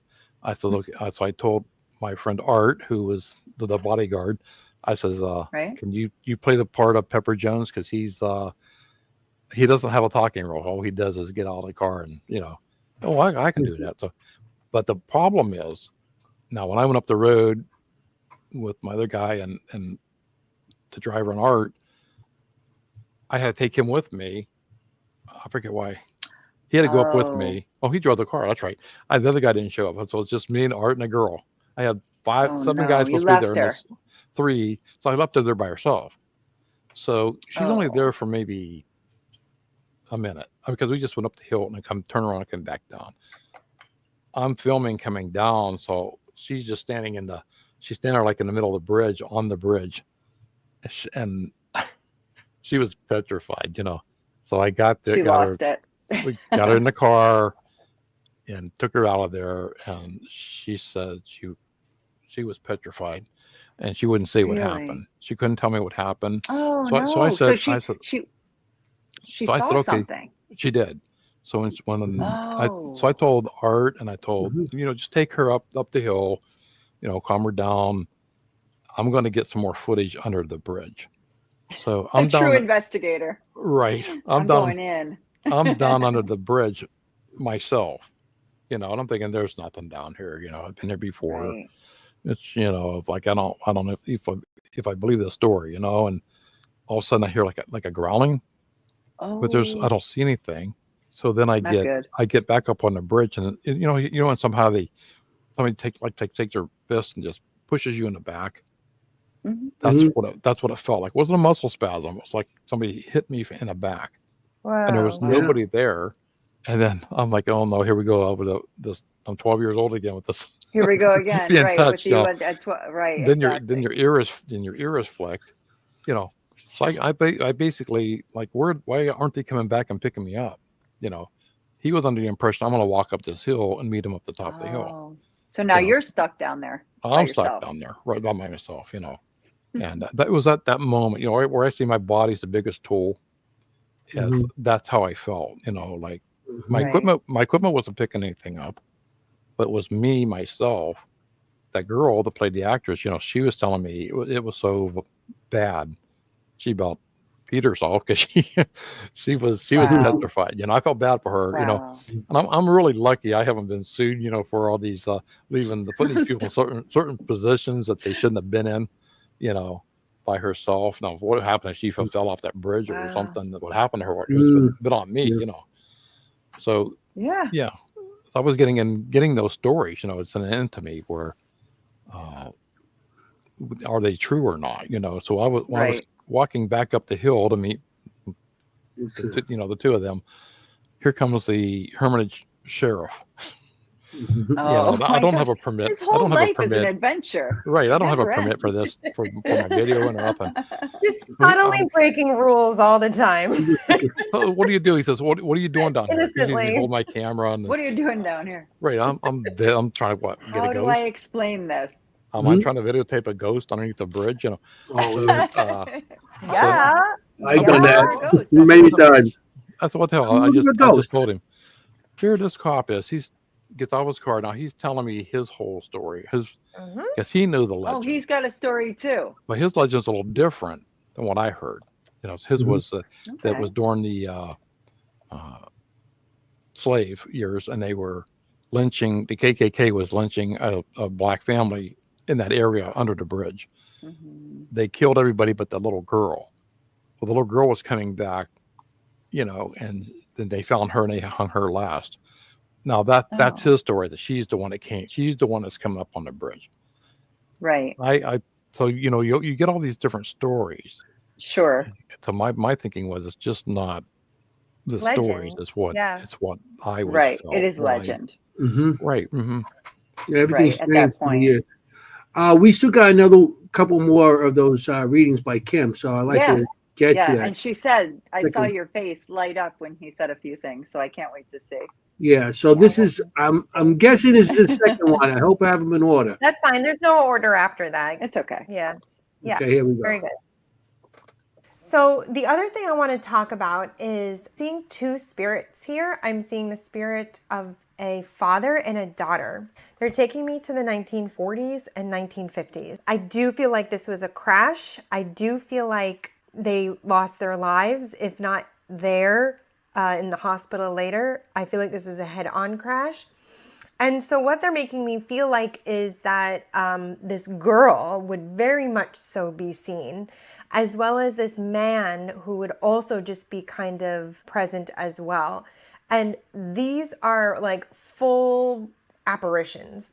People would literally see full apparitions of both of these or one of these in this or around this bridge. I'm feeling like it's more in the bridge that they would feel it or see them. Full on apparitions. I mean, almost as living as day. Like, no, you would literally mistake somebody for being there or seeing somebody at the end of the bridge and then you look back and there's nobody there.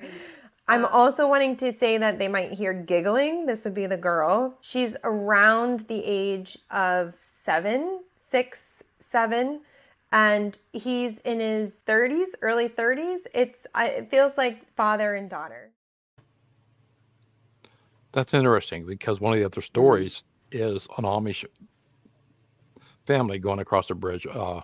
Father and daughter. He actually killed the daughter and threw her off the bridge. Wow. That was one of the other stories for the Hermitage Bridge. So I was. There's so many there. I mean, and when I put out in the news, because we didn't have, like I said before, we didn't have Google or. So how do you look for your story? So I put out ads in like Pittsburgh newspaper, Cleveland, major newspapers. I'm looking for true stories in the Northeastern Ohio, Western Pennsylvania. Oh my goodness! I mean the stories I had coming in were a lot. So which ones do you pick? You know, and you would get some fun. Like, it was kind of weird because the Hermitage, the Hogback Bridge story came in almost 3 times, but all three were a little different, but it was the same location. So I have a question. As a little girl, is the little girl wearing blue, Kim? I guess that's for you, Kim. Or yeah, she is wearing a dress. I can't tell the color of the dress. So maybe sometimes it's white. I can. I'm not as visual as like my friend Anthony is. It's more of I just get a sense. Sometimes they're very visual for me and I can tell colors, but She is wearing a dress. That I can definitely say. Yeah. I mean, I haven't stared at the pictures long enough to actually get my any more opinions on that. Detail. Well, let us know. I got this comment. I just got this. Like I said, this is all I got. So far. And there may be a story there on that one. I mean, exactly. We're talking about a bridge that was almost 200 years old. So right. There's a lot of stuff that I know of that happened in my times. So I mean, with the a car just spun out there on that bridge a couple of years ago and took out one of the truss supports. So it was nobody could walk across a bridge or drive across a bridge for a couple of years. And so. Anthony, did you get like a feeling of what era that would be? Like 50s, 60s? This to me seems more modern. Yeah, just the way he's like dressed. 80s. Baseball cap and maybe 80s. Interesting. 90s. Because he has like that, what the Italians call the wife beater shirts. You know what I'm saying? I know. The tank top. Wife beater. My husband called it that. I'm like, don't call it that. it's all thing. Hey, you got the old white beater. But but we all can picture it. I love it has this comment, the shirt on and blue pants. That's a good question though. Yeah, his shirt was white. It is. So and the dog was gray, and to me, it looked like a schnauzer type of dog. A little hairy dog. It could have been even I don't know. Those little hairy dogs. I don't know those dogs. You're very good with animals. He's very good with drawing and sensing animals. Yeah. So Kim's a little good with animals too. She's a veterinarian. Would you consider like animals have a very good sense of, say, paranormal, spirits? Very good sense. Yes. Because I knew in my book we have the dog in the book, Yeah, and, we talked about the dog earlier today. Yeah, Look at the face. Don't give it away. Don't give it. Yeah. Don't give everything away. Yeah. Don't give because it away. there's so much. About giving. Read the book. Yeah, read the book. Right. Read the book. Read the book. Pierre the dog. Yeah. Pierre. Read the book. Is that Pierre's real name? Yes. Oh, really? We thought that might be a real name. Okay, we talked about it today, but we don't want to give it away because we want. I remember last time about this is Pierre French. Oh, French poodle, yeah. So there's one more clip with Kim. So we should play this one. This is almost 2 minutes 30 seconds. So here we go. Okay. So I want to have parades on this. I want to have like veterans parading over this bridge, and that would be very important. I do feel like the town parade goes over this bridge or some kind of memorial parade. This would be for Memorial Day, I'm feeling like. And there's a strong veteran connection to this bridge. So serving in military is for some reason very connected to this bridge. So I do feel like this has been rebuilt. I want to say twice. It's been rebuilt twice. 2 major rebuilds. There's still a connection to the military. So what is this? This military connection. So I'm seeing like a small militia. They're showing me a small militia walking over the bridge. They're saying short-sighted, but they would have crossed. I'm not feeling like this bridge was around in the Revolutionary War, but there's like Revolutionary War ties to this bridge, and I don't really understand that.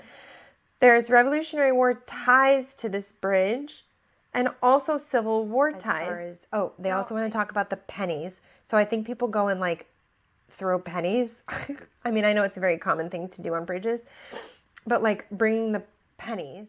There's also something here about somebody who is who's living now or has recently passed, and they're kind of like the bridge keeper. So this person would, I don't know, they're showing me sweeping the bridge, like sweeping cobwebs, sweeping spider webs, like really taking care of this bridge. They're calling him the bridge keeper. So he just kind of maintains the bridge. But I think this is a modern person. I think he's alive or just recently passed. And it does feel like a male. This is not a big town that this is in. This is actually quite a small town, and this is a feature. Let me go to the next picture.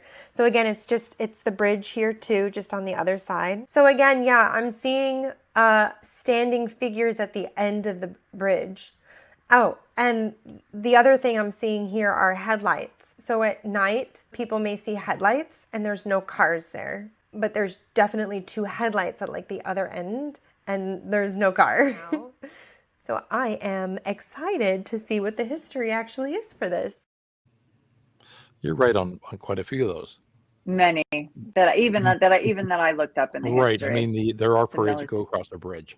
We have a parade for everything because we're a little village. So if they constructed a new road sign, there's a parade. You know, I like that. As far as the military, you're right on the military because the base that's only 3 to 5 miles from my house is a Camp Garfield. It's called now. It was Camp Ravenna back then, and the military came in and through our town. There's 3 covered bridges, so they would come through our town, and you'd have to use the bridge. Even to this day, they come to our Dairy Queen, and they have to cross. You know, one of the bridges they got to cross. You know, so that's a very big on the military. Very big on the headlights. I've heard that on the headlights being on the other end when there's nobody there. There is a maintenance that take care of they take care of the bridge maintenance, sweeping.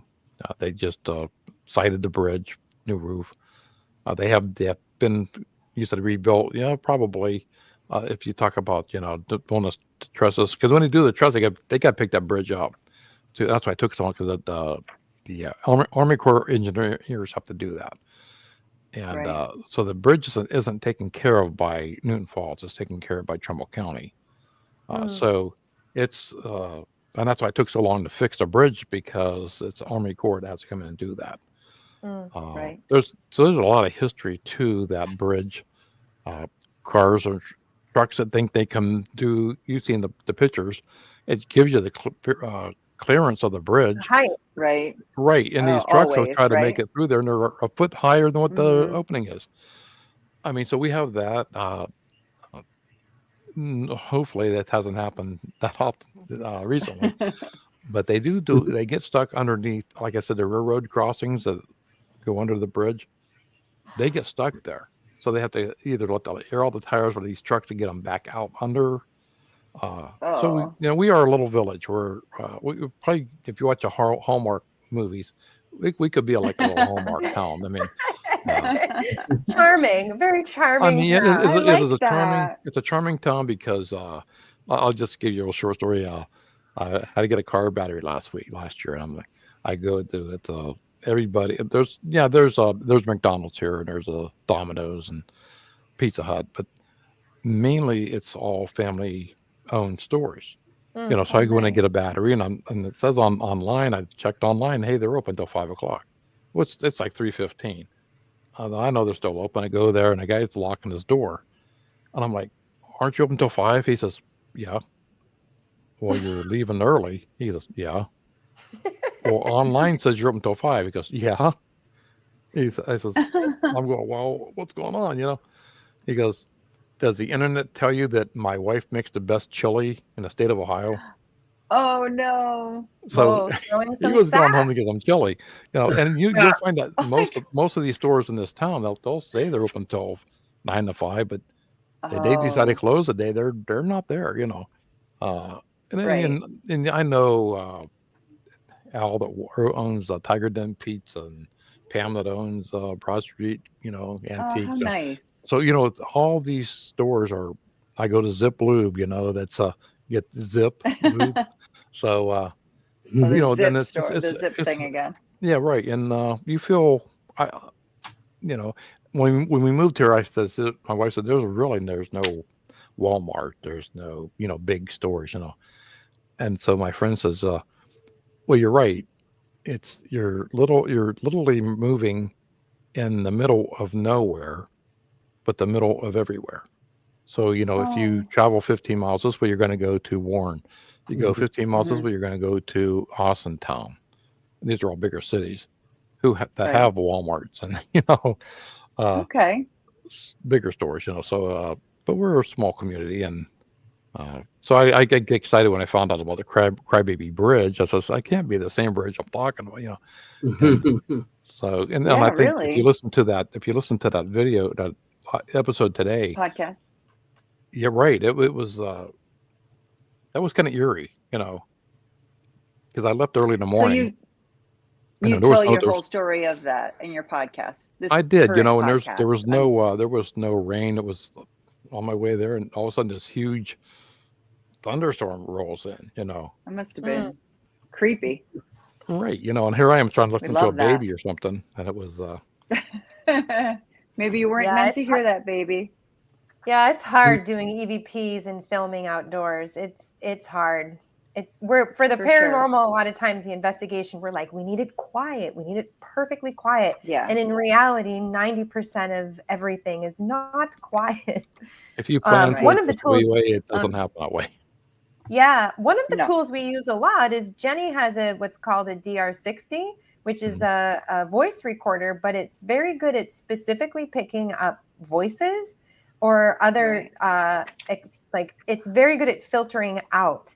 So that we've had good luck with that, especially when there's been some noises around. It actually tends to pick up just the voices. Yeah, it's also a piece of tool. Right, you're able to distinguish. Mm-hmm. Yeah, that it's a voice. Right. Mm-hmm. Military. I don't want to forget. I did when I looked up the history with the bridge and everything. I know some of your bridges were turned to concrete specifically for World War II to have the military needs shipped across the bridge. So there you go. You turned, that's correct. Literally turned to concrete in 1942 and 1943 for that reason. Right. And what military base is this again? You said Garfield? Right now it's called the Garfield base. It's called Camp Garfield. It's a national. It's a Ohio National Guard base. And the government's looking at making this one of the nuclear sites. So we have silos out west, but they want to put more, which makes sense to me, more on the East Coast. Because I think we're still in competition with Buffalo, New York, and another one. I can't remember. I was just talking to somebody last year, talking about Dairy Queen. I was there, and this whole group of people, military showed up, and I'm like, I just out of the blue asked him, what is it true that they're going to put some nuclear silos? And he goes, I said, should I be a little bit worried, living in their backyard? And he goes, dude, if you lived in Niagara Falls, right, or New Jersey, you might live 6 seconds longer. If you live there in New York or New Jersey, you'll live 6 seconds or 6 to 10 seconds longer. So, in other words, don't worry about it. Right, you're still gonna die if there's an accident. Oh, what a horrible way to look at it. It's okay. I think you got to worry more about Yellowstone volcano erupting than that stuff. Yeah, exactly. But they usually give us warnings here in town when they're letting off the big bombs. That's when they go into their training. Now I can actually feel like what would maybe feel like living in a bomb infested city. If your town's bombed, because our whole house rattles. I mean, the first time we moved here, honestly, God, I thought a plane hit our house. Wow! Because it shook so hard. And when my neighbor came out and says, "No, they're just on the big bombs today," and you don't know when they're going to do it. It might be like 2:00. They usually start like 10 in the morning, and so all of a sudden the house starts shaking. Well, yeah, they'll blow off the big bomb, and then the big bombs were the huge craters. on Sundays I know you can your hear face is killing me. You're like, what? Sorry, I can't. I know I cannot. I have a very hard time controlling my. I am. She's like, that what is happening? Well, we have Picatinny Arsenal here, and so Right. they will do explosions here, but not nuclear explosions. Well, no, we don't do. They're not nuclear bombs. They're just called big bombs. You know, so in big other words, Big, it would be bombs. the Big ones that ones. leave like Crazy. a 20-foot This is crater. crazy. You know, yeah. Yeah. Oh my But on gosh! Sunday, Yeah, I don't think they're doing that Oh here. my but gosh. on Sunday But mornings, you can hear like the machine gun fire, or you'll hear Wow. the grenades. But that, you know, so they have to do their active training. Right. And sometimes you'll sit in your, I'm sitting in my Yes. sunroom and we'll see the big, those Chinooks. You know, you never saw how big a Chinook is when you see it up close. Yep. That's the double Huge. propellered yeah, so, yeah, helicopters. military They come is flying almost treetop there. level over our house because Right. they're doing their training, and then you'll have an F-18 or something flying over, or and they do their training. And I says we didn't get that when I lived in Warren, you know. So Oh no. Right. You sound like you live by me in New York with all that machine guns and blowing up and Stop it. house No, shaking stop. and all that stuff. Don't running for your life. badmouth New York like that. No, Yeah, I No, mean, what's the difference between the Ravenna Arsenal? Do you know what I'm talking about? the Ravenna Arsenal is Camp Garfield. The same thing. Yes. Okay. I didn't know if it was They the just same they thing. just Okay, they so just changed their name. They built it in the 1940s Yes. to produce bombs and large artillery, right? Correct. Large And there was a caliber big artillery for the war. right. Yeah, Okay. I did was my one of- history. They were that's very good. They were the number one. Usually they were the Thank top you. suppliers of the bombs for the. Not to change the subject too much, but I want to go back to that house that you said that now it's not there that you grew up in. Yeah. Do you have pictures of the land or of that area? I do, and I'll send it to you. Okay, Yeah, send good. it to her because I would I love mean, to. Kim might Draw. get a reading, and I could probably if I get something, I'll draw it.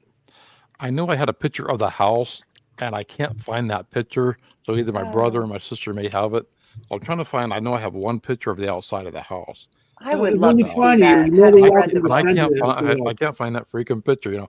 But I did drive by with my brother-in-law about a year ago, and I took a picture of. I want to go down and take some pictures of what's in the book.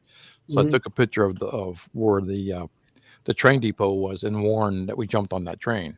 Mhm. Now to this day, you know, those tracks are taken out. The tracks aren't even there. So where we went down in the embankment behind the log cabin, that's all overgrown. I was like, how the heck did we even get down that embankment because it's so steep? So that's you know how you have the land erosion and you know the grounds. No, it's going to change. The log cabin is a second log cabin. They rebuilt it. I do have pictures of the original log cabin though. And good. I mean, you could send us any pictures, and if we could, We would love it. we would love to help you. Yeah. You know? Yeah. So only thing I can do now is I got to go to the library because I go to I went to City Hall. I went to the title office, land office. I'm trying to get just information on this house.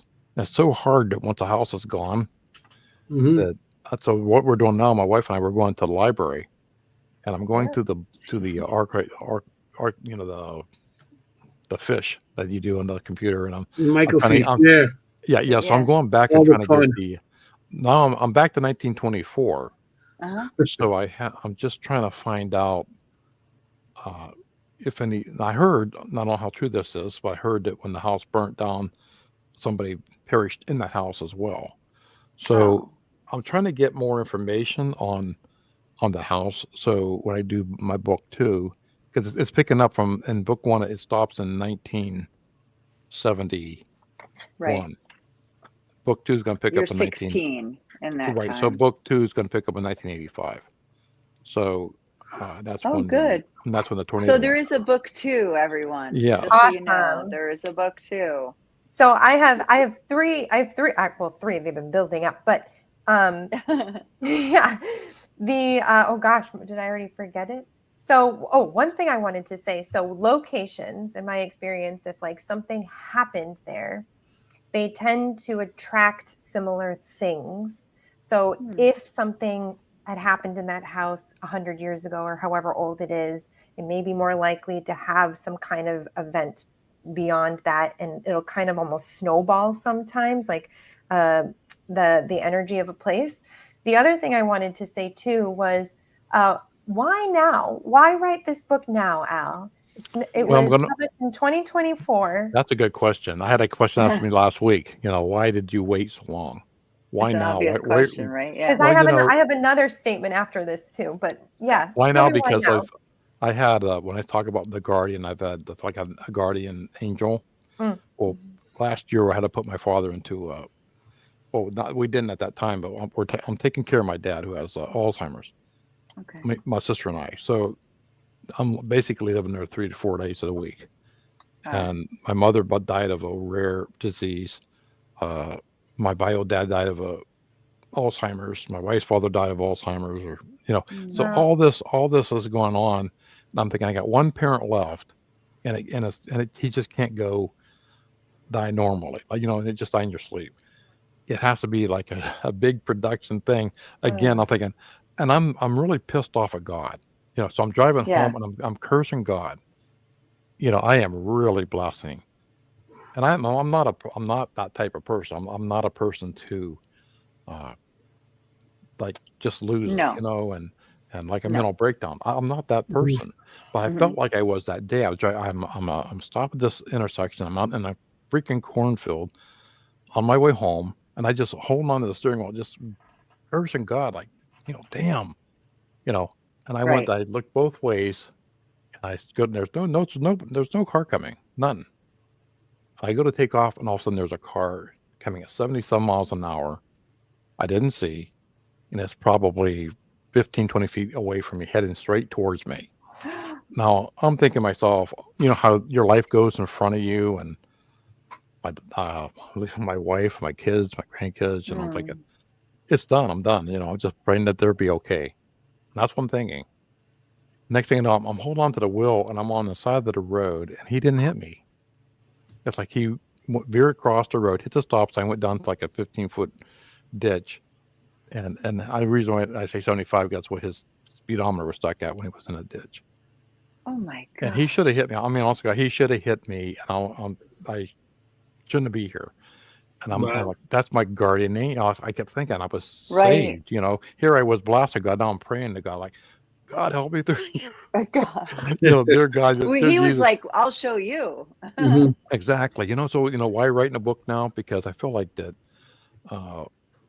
Right now is the time to write. I want to be 70. So it's like, I mean, I'm not gonna say how much longer I got, but I'm just saying that I should have wrote it years ago, but I'm thinking who would listen to me then? But now with the way everything is today, I think maybe people are a little more acceptive of the paranormal. Exactly. Yes. Then if you would have came up with this book 20 years ago, you would probably lock you up. I mean, like in the one story, when you call the cops and the cops come to your house, are you going to tell them, a ghost? It's not a human. It's a ghost. They're going to lock you up. Right. I mean, Yeah. Now is a good time, I think, with this way stuff in the air with the people's more accepting. I mean, how many podcasts I'll turn on the paranormal or Facebook, even Facebook groups like yourself. I mean, you guys are. Can you imagine going somewhere, 20 years doing what you're doing now? No way. 30 years ago, forget it. If four or five of you guys showed up at a place, they're like. I lost friends back in the 70s and everything in the 80s because they thought I was crazy, and here I am going to cemeteries by myself, and everybody thought I was crazy. I just wanted to get answers. So another thing, and you called it the supernatural, not the paranormal. It was all supernatural. When the paranormal thing started, to the TV show started.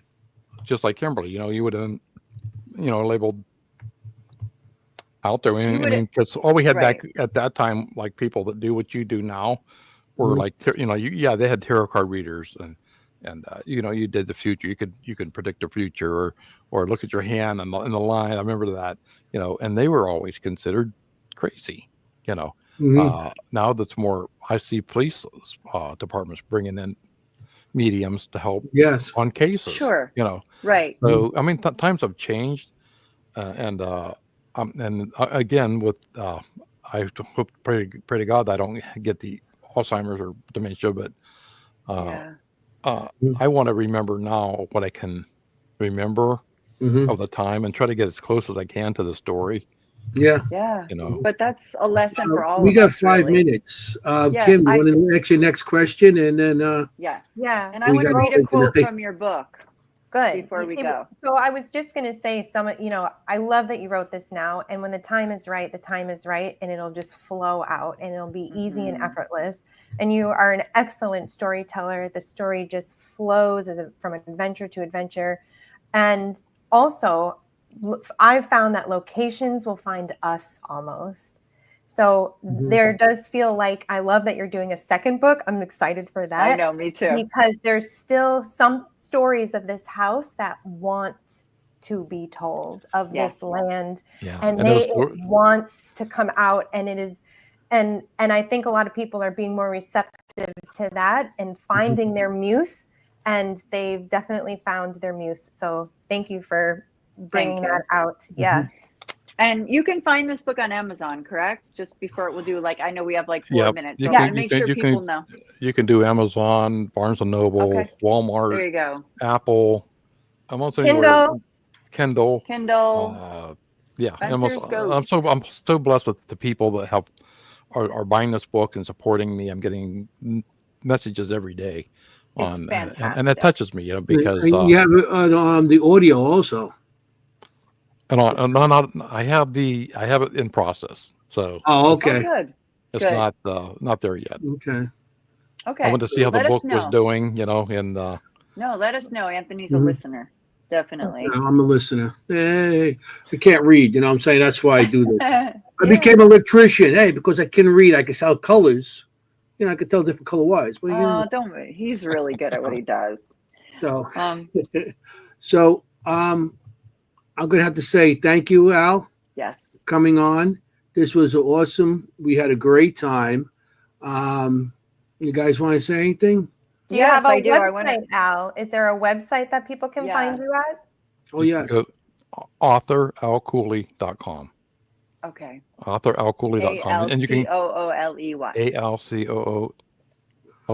Yeah. And you can my podcast is on there. You can get every episode of my podcast on there. The link to my book. You can message me if you want to be on the show or talk to me, ask me questions, whatever. We always love to be on the show. Podcast. So if you ever want any, you have any openings? Oh yeah, definitely have the three of you back on my show. That'd be awesome. He has a fabulous podcast, Ghosts in the Valley, award-winning podcast. I have to read this. Okay. I have to read this, Al. This is my favorite thing. Dang, I am the best agitator in the world. He's laughing. Maybe I'm losing my touch. When I die, I want this put on my tombstone. In capital letters, the best agitator who ever lived. Yeah. I love that. Yes. My sister says, you were the best agitator, because she wanted to kill me half the time. I love that line so much. The best. I can see a 12-year-old boy going, yeah, when I die, I want to be known as the best agitator who ever lived. That's another thing. I try to make it into the eyes of a 12-year-old. So charming. This book is so charming and so wonderful. Read it. Everybody read it. Go buy it. Read it. Yeah. And so true stories. It's true. It's based on a true story. Not the whole thing, but I mean, when you're reading it, it's like, what? Yeah. And check out Ghosts in the Valley today. Came out today. Crybaby Bridge. Awesome. Cool. It's a short. It's one of my short. I think it might have been one of my shortest ones I've done. But it was just. Where can they find Ghosts in the Valley? They can. Ghosts in the Valley can be on Apple, Spotify, iHeart. Okay. Great. Facebook, you can find them. All right, we got a minute here, so I got to say thank you again. We thank you, Al, again for coming on, and we had a great time. Yeah, your stories are awesome. They really great were. Show. And I think this was a great show tonight. We really had a good show. I just want to say thank you to the audience, everybody that came and listened to us and just came out to say hello. And check out Al's books. Who's up next? Who's up next? Next week. We got Carrie Fisher. Carrie Fisher. Hopper. No, Carrie Hopper. I got the wrong Carrie. Carrie Hopper is an ongoing on thing next with week. us. And I'm not going to say what it is because Kim has to do her reading on it first. And there's going to be I can do earmuffs. Yeah, earmuffs. But yeah, next week's going to be a good show. So I just want to thank everybody. Just want to make sure everybody support your historic locations. They're going fast. If you don't want to do it as a paranormal, you can just go there as a historian buff or just visit. And and I just also want to say, be safe out there. You want to look for ghosts. You don't want to be a ghost. All right. Good night. Good night, everybody.